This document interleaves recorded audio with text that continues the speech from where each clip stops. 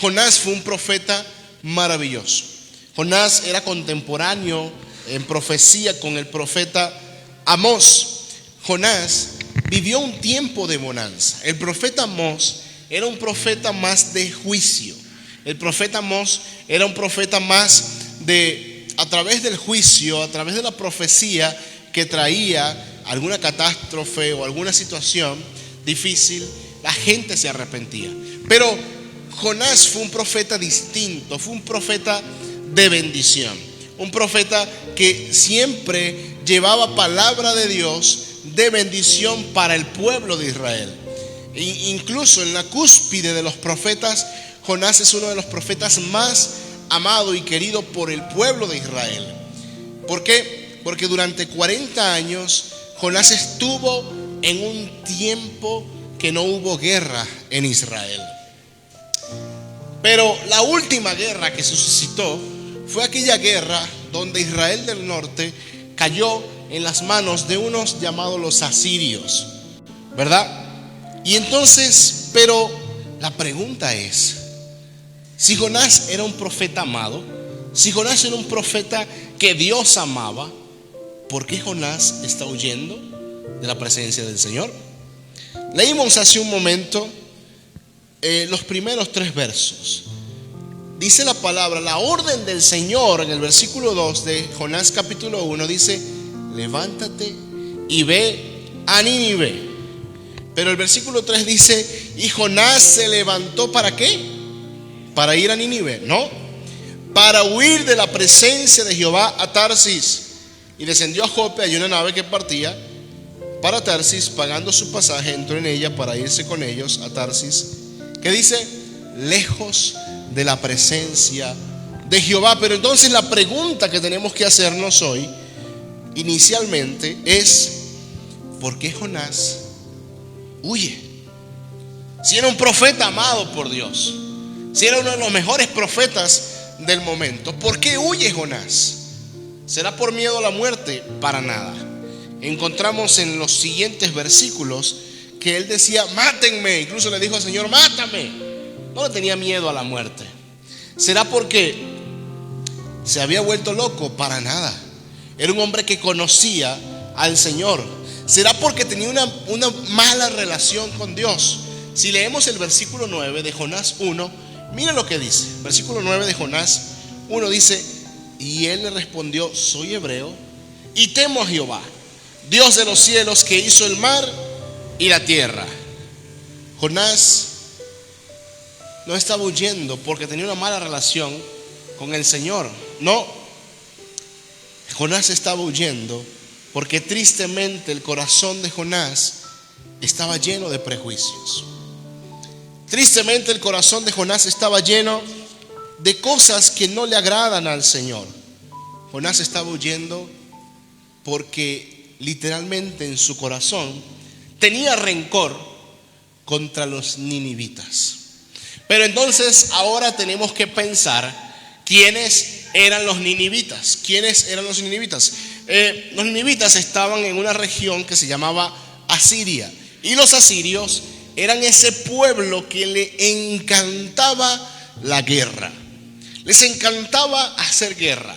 Incluso se dice que ese pueblo estaba entristecido cuando no estaba en guerra, pero cuando estaba en guerra, ese pueblo celebraba la guerra, le encantaba la guerra. Aparte de eso, que los asirios llegaron a ser los guerreros más poderosos de aquel momento.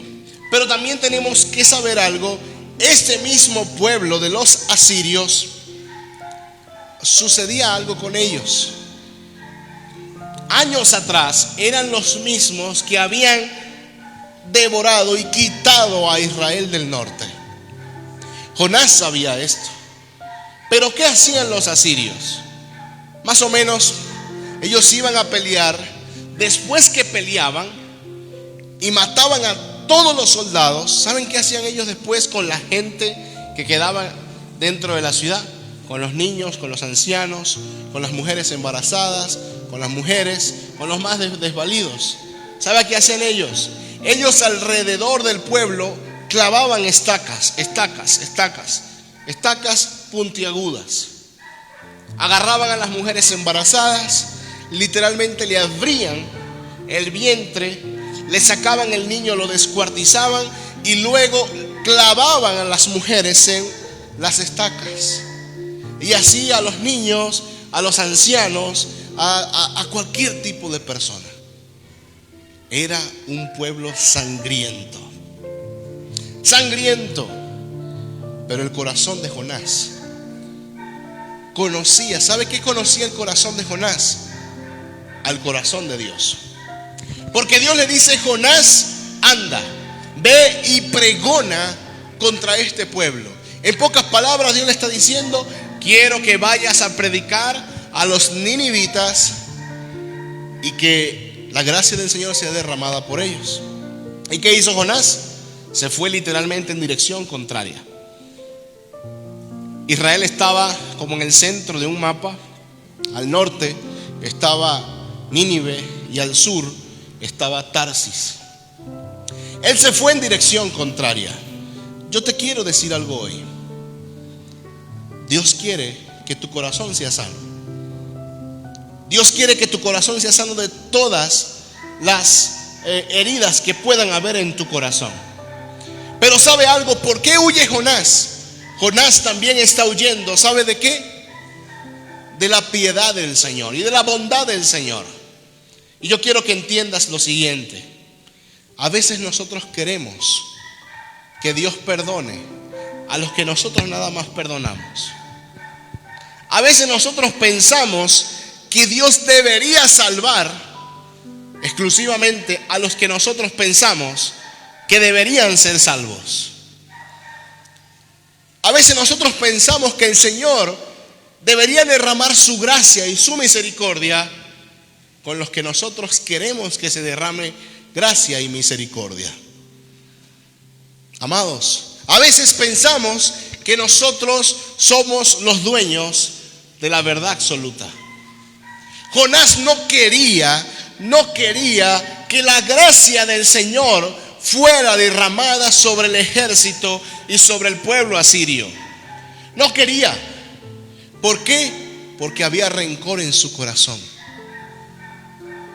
Pero también tengo que decirte algo. La palabra de Dios dice en Isaías capítulo 64, verso 6.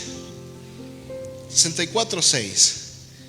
Dice: si bien todos nosotros somos como suciedad y todas nuestras justicias como trapo de inmundicia, y caímos todos nosotros como la hoja, y nuestras maldades nos llevaron como viento. ¿Sabes? Tu justicia y lo que tú piensas que debería hacer el Señor con su gracia y su misericordia, para Dios es un trapo de inmundicia. La justicia del Señor no es tu justicia. La justicia del Señor no es lo que tú crees que debería ser Dios. No, la justicia del Señor sobrepasa nuestro entendimiento. Pero di conmigo: yo quiero ser sano el día de hoy. Amados, ¿sabe? Dios quería sanar el corazón de su profeta. Dios quería sanar el corazón de Jonás. Eso anhelaba el Señor. ¿Sabes? Jonás se fue en dirección contraria a donde Dios le dijo que tenía que ir. Pero no importa que Jonás estuviera huyendo de la presencia del Señor. La presencia del Señor llegó hasta donde él estaba para sanar su corazón. No importa a dónde huyas, Él te buscará siempre para sanarte. En pocas palabras, iglesia, tú hoy tienes que sanar tu corazón. ¿Sanar tu corazón de qué? De las heridas que alguien te hizo. Hoy tú tienes que perdonar. Hoy tú tienes que redimir ese corazón con la sangre de Cristo y perdonar. Es difícil, sí, pero déjame decirte algo que es necesario. Dice la palabra del Señor en el libro de Proverbios capítulo 3, versículos del 5 al 6: fíate de Jehová de todo tu corazón y no te apoyes en tu propia prudencia. Reconócelo en todos tus caminos y Él enderezará tus veredas. Amados, Dios quiere sanar tu corazón hoy. Amén. Dígale que está a su lado: Dios quiere sanar tu corazón hoy. Dígale: Dios quiere sanar tu corazón hoy. No importa lo que te hayan hecho, no importa cuánto te hayan traicionado, no importa cuánto te han faltado, Dios quiere sanar tu corazón el día de hoy. Dios lo quiere hacer. Amados, necesitas perdonar, porque Dios quiere que tu corazón esté sano. Dios quiere que tu corazón esté limpio. Dios quiere que solamente en tu corazón hayan cicatrices del pasado, que esas cicatrices, cuando tú las muestres, sea para bendición de otros. Cuando tú muestres tus cicatrices de las traiciones, del dolor, tú puedas decir: mira esta cicatriz a otro. Me hicieron muchas cosas, sangré mucho, mi herida fue muy fuerte, pero aquí está mi cicatriz, porque Dios me ha sanado y Dios te puede sanar a ti. El Señor quiere que tengas un corazón sano, un corazón limpio. Pero tú me dirás: pastor, ¿cómo yo voy a perdonar a la persona que abusó de mí? ¿Cómo yo voy a perdonar a la persona que me traicionó? Sabes, con la sangre de Cristo. Pero tienes que saber algo: Dios quiere sanar tu corazón, pero también Dios quiere sanar el corazón del que te traicionó. Porque si el Señor estaba mandando al profeta a predicarle a los ninivitas, era porque el Señor quería que Jonás sanara su corazón, pero el Señor también quería sanar el corazón de los ninivitas. Por eso yo te digo, la gracia no es como tú piensas que es. La gracia es infinita y es para todos. Dios salva a los que Él quiere salvar, no a los que tú quieres salvar. Esa es la gracia del Señor. ¿Sabes? Dice la palabra del Señor en el libro de 1 Corintios capítulo 1, de los versos 27 al 31. 1 Corintios 1, del 27 al 31 dice: sino que lo necio del mundo escogió Dios para avergonzar a los sabios, y lo débil del mundo escogió Dios para avergonzar a lo fuerte, y lo vil del mundo y lo menospreciado escogió Dios, y lo que no es, para deshacer lo que es, a fin de que nadie se jacte en su presencia. Mas por Él estáis vosotros en Cristo Jesús, el cual nos ha sido hecho por Dios sabiduría, justificación, santificación y redención, para que, como está escrito, el que se gloría, gloríese en el Señor. ¿Cómo puedes perdonar? Poniendo tu corazón en las manos del Señor. ¿Cómo puedes proceder al perdón? Diciendo: Señor, te entrego mi corazón, te entrego mi justicia, y haz tú como quieras, porque la gloria es para Él. Necesitas un corazón sano. Amados, no huyas de la presencia del Señor. No huyas del perdón. Hermanos, este consejo que yo te doy hoy es un consejo de amor.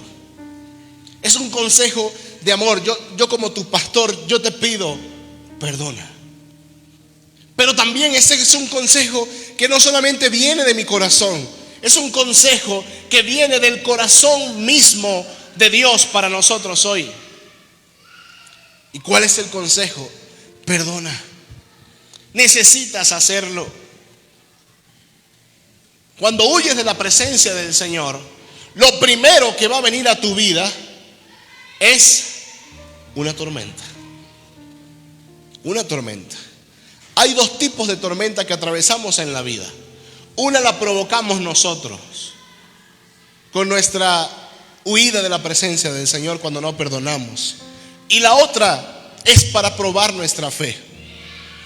Dice la palabra del Señor que entonces Jonás tomó un barco en dirección a Tarsis. Y Jonás se acostó a dormir adentro de la embarcación. ¿Y qué pasó después? Vino una gran tormenta. Vino una gran tormenta sobre aquella nave. ¿Y sabes qué pensó Jonás? Jonás dijo: esta tormenta es por mí. Esta tormenta es por mí. Jonás había perdido la bendición del Señor. Y Jonás sabía que la tormenta que estaba llegando era por él. Él lo sabía. Él sabía que estaba desobedeciendo al Señor. Cuando tú no perdonas, hermanos, estás diciendo: tormenta, ven a mí. No, hermanos, no huyas de la presencia del Señor. No huyas al perdón. No huyas a la misericordia y al amor de Dios. No huyas al amor incondicional de Dios. Amor incondicional. La historia de un joven que se encontraba en un juicio. El joven estaba atestiguando. Está el juez, está el joven allí atestiguando. Y allí estaba una muchacha. Esa muchacha había matado a su hermano. Este joven estaba atestiguando contra ella, pero ella con un cuchillo había matado a su hermano. Y el juez le hace la primera pregunta. Los abogados empiezan a hacer la primera pregunta. Dice: ¿qué tienes tú que atestiguar contra esa mujer, la que asesinó a tu hermano con un cuchillo y lo mató? ¿Y sabe qué dice ese muchacho? Yo no tengo que atestiguar nada contra ella. Yo no quiero que ella sea condenada. Miró al juez y le dijo: juez, yo quiero darle un abrazo. Y la miró a ella y le dijo: yo quiero que tú conozcas a Jesús, porque es lo único que puede salvar y sanar tu vida. ¿Perdón? Esa muchacha mató a tu hermano. Hermanos, nosotros estamos llamados a hacer luz y a hacer sal. Este mundo está lleno de tinieblas y tú y yo no podemos actuar como actúa este mundo. Tú y yo somos la luz de este mundo. Tú y yo somos la sal de la tierra. Tú y yo lo somos. Tú y yo lo somos. Sabes, una vez me pasó en la Ciudad de México. Yo estaba manejando un carro y iba de una iglesia a otra iglesia. Iba a una reunión de pastores. Pero el día anterior se me había perdido mi licencia de conducir. Se me había perdido. Yo dije: bueno, Señor, no importa, yo me voy. Con tal, no creo que nadie pare a un venezolano sin licencia en la Ciudad de México. Dije: no creo que eso pase. ¿Y sabe qué pasó? Como a los 3 kilómetros, un retén, me paran. Y yo: Dios mío, Cristo Señor, ¿por qué? Yo había sacado una copia de mi licencia. Me bajo y el oficial empieza, bien chilango, así. Tú sabes cómo hablan los chilangos, ¿no? Casi ni se les entiende, ¿no? Y empieza a decirme: no, que eso es de corralón. El hombre, el hecho es que casi que me dice que cadena perpetua, pues, para mí, por lo que andaba haciendo, ¿no? Y yo asustado, hermano, asustadísimo. Yo me habían parado en Venezuela, pero yo me entiendo con los venezolanos, pues, porque esta gente no los entendía ni siquiera cómo hablaban, ¿no? Y yo decía: ¿este es un oficial o es que? ¿Quién sabe, no? Y yo le digo: ok. Al final me dice: te tengo que hacer una multa por 6,000 pesos. Y yo: wow. Bueno, está bien, hazme la multa. Y después que te haga la multa, te doy un permiso de horas para que te devuelvas a casa y guardes el carro, me dice. Y yo: está bien, no pasa nada. Y después me dice: pero lo podemos arreglar de otra manera, ¿no? Y yo, ya yo sabía que dónde venía, ¿verdad? La mordida, ¿no? El compadre, ¿no? Y me dice: pero, y yo: no te preocupes, yo acepto la multa, no te preocupes, yo la acepto. Pero son 6,000 pesos. Tú me das a mí 3,000, 2,000 y resolvemos. Y yo dije por un momento: bueno, me sale la mitad, ¿no? De 6,000. ¿Tiene lógica o no tiene lógica? Sí. Yo dije: no, hermano, hágame la multa. Y me mira a los ojos: los venezolanos son así. Y yo Los venezolanos no, pero los cristianos sí. Yo he cometido una falta y yo necesito que tú me hagas la multa, no pasa nada. Pero dame por lo menos 1,000 pesos, me decía el hombre. Yo no, dame la multa, le decía yo. Hasta que agarra la llave y vete, chico. Y me fui, sin multa, sin nada. Y me fui. Tremendo, ¿no? Hermanos, tú y yo estamos llamados a ser luz y sal. Tú y yo estamos llamados a sorprender este mundo con la justicia de Dios. Tú y yo estamos llamados a ser embajadores del Cristo que murió en la cruz del Calvario y que guardó silencio a pesar de estar muriendo de manera injusta. Tú y yo estamos llamados a tener un corazón limpio, a tener un corazón sano, a acercarnos a la persona que nos falló. Y ojo, no es que usted le va a decir a esa persona: mira, te perdono por sinvergüenza y desgraciado, ¿verdad? No, usted le va a decir: me acerco a ti a pedirte perdón. Y ya, perdóname. Porque la palabra de Dios dice: el que se humilla será ensalzado, pero el que se ensalza será humillado. El que se ensalza terminará en una tormenta, en una embarcación. El que se ensalza terminará siendo culpable por la tormenta que está pasando. El que se ensalza será echado a un mar lleno de tormenta y perderás el control. El que se ensalza terminará en las entrañas de un pez. No invites la tormenta a tu vida, iglesia. No. ¿Sabes? Jonás estaba allí dormido y empieza la tormenta. Y sabía que era por él. Pero hay una segunda tormenta que vendrá a tu vida. Y esa segunda tormenta la podemos ejemplificar en aquella tormenta cuando Jesús estaba dormido en una embarcación. Y los discípulos comenzó una tormenta y los discípulos estaban desesperados. Jesús era carpintero, no sabía nada de navegación. Y los discípulos, al ver la tormenta, que era muy fuerte, y Jesús lo único que hacía era dormir, no más. Y que dijeron: Señor, ¿no tienes cuidado de nosotros que perecemos, Padre? Hay dos tipos de tormenta: la que tú invitas cuando huyes de la presencia del Señor, cuando no perdonas. Pero está la segunda tormenta que puede venir a tu vida. La puedes estar pasando hoy, pero asegúrate que en esa segunda tormenta esté la presencia del Señor contigo. Porque mientras tú estás desesperado, recuerda que Jesús está durmiendo tranquilo. Porque para Él no hay tormenta que lo pueda desesperar. Para Jesús no hay nada que lo pueda poner nervioso. Para Jesús no hay tormenta tan grande, porque Él es el dueño de las tormentas. Él es el atormentador de tormentas. Asegúrate de que Jesús vaya en tu barca y no que estés durmiendo en la barca y que sepas que la tormenta que se presenta es porque no has perdonado. Dice la palabra del Señor en el libro de Primera de Juan, capítulo 4, versículo 10, dice: en esto consiste el amor verdadero, no en que nosotros hayamos amado a Dios, sino que Él nos amó a nosotros y envió a su Hijo como sacrificio para quitar nuestros pecados. Amados, ¿qué harás hoy con el sacrificio de Jesús?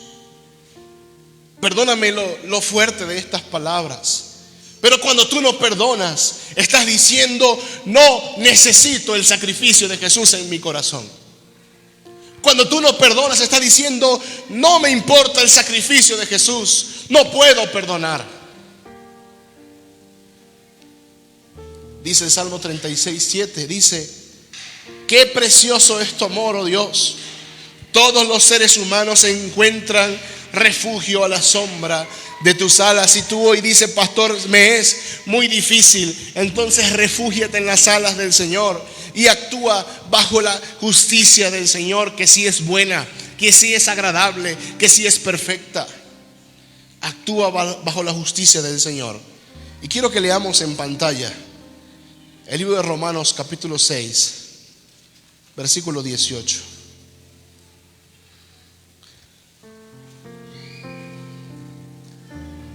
Miren lo que dice: y libertados del pecado, vinisteis a ser siervos de la justicia. Amados, la justicia del Señor es la mejor justicia que existe. La justicia del Señor es perfecta, es necesaria. ¿Sabes algo? Jonás decidió huir de la presencia del Señor porque él conocía el corazón piadoso del Señor. ¿Sabes? Dios quiere sanarte. Tal vez tú eres el camino de sanación y de salvación para los que te traicionaron. Hoy yo te invito, iglesia, a sanar tu corazón. ¿Sabes, iglesia? Hay bendición en el perdón. No hay tormentas en el perdón. Amén. Yo sé que este tipo de mensajes son mensajes que son fuertes, porque cada uno de ustedes tiene una historia que contar. Tiene una historia difícil en el corazón. Pero déjame decirte que Dios todo lo puede, y Él puede sanarte hoy y darte una nueva esperanza, darte una nueva vida. ¿Sabes? Nosotros vamos a conquistar a esa ciudad, pero alineados al corazón del Señor. Alineados al corazón del Señor. Tú y yo somos garantes de justicia para esa ciudad. Pero para poder ser garantes de justicia en esta ciudad, ¿sabes qué necesitamos? Necesitamos tener un corazón limpio, un corazón sano.